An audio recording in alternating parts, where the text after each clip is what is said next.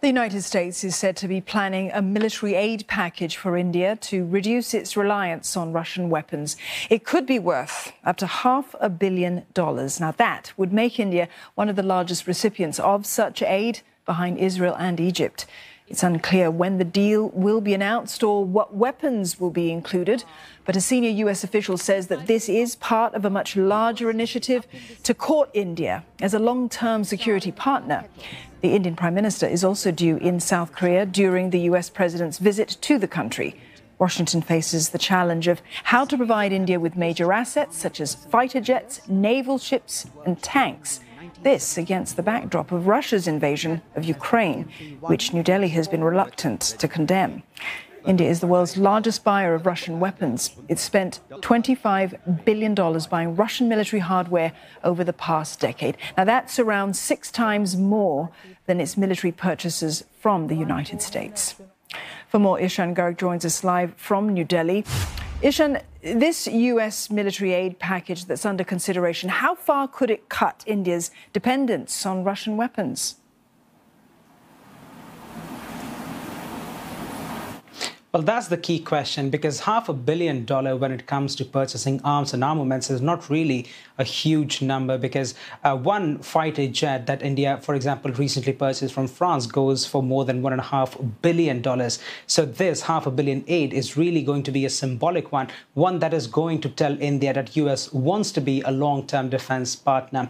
Now, it needs to be understood within the context of different countries trying to court India as India has decided to keep trading with Russia, both in terms of its oil needs and also in terms of its weapon requirements. The UK has also just a few weeks ago signed an agreement with India to supply more arms and build military technology with India. And now the US reportedly saying that $500 million in financial assistance will be provided. So the move really is going to be a symbolic one. It may not really have a material impact in terms of either developing weapons or selling weapons to India. But at the end of the day, experts say that's what counts. The message that India can look towards newer partners in the area of defense, that may be in India's interest as well, because increasingly there is a growing sense within the Indian government that India needs to go away from Russia for its defense procurement, because historically the weapons that India has procured, they haven't been of the top quality. So America's move may result into a long-term partnership,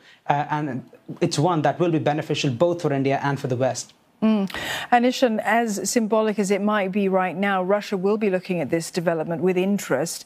How would Moscow respond, though, to India gradually weaning off weapons purchases in this way?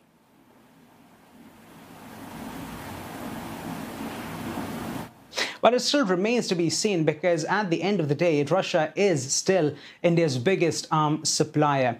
Nearly 50% of all of India's arms and armaments come from Russia. So it really depends to what degree is India going to work with the USA and to what degree it is going to reduce its reliance on Russian weapons. India has already in the past few years started to wean off of Russia and started looking at other countries for defense procurement. Recently, it signed a deal with Israel for $1 billion for military technology. It also signed a deal for more than $6 billion with France for procurement of fighter jets. And America has gradually become more of a prominent defense partner, all without Russia ever actually complaining about it. So it may be that at this moment, Russia needs India more than it ever has, as Western sanctions really hit Russia's economy. So it may be that Russia may not bat an eye, as India still remains one of its very crucial partners in terms of economic support. So it may be that India will be able to have its cake and eat it too, while maintaining the relationship with Russia. It may also be able to maintain close defensive ties with the US as well. Thank you, Ishan. Ishan Garg there in New Delhi.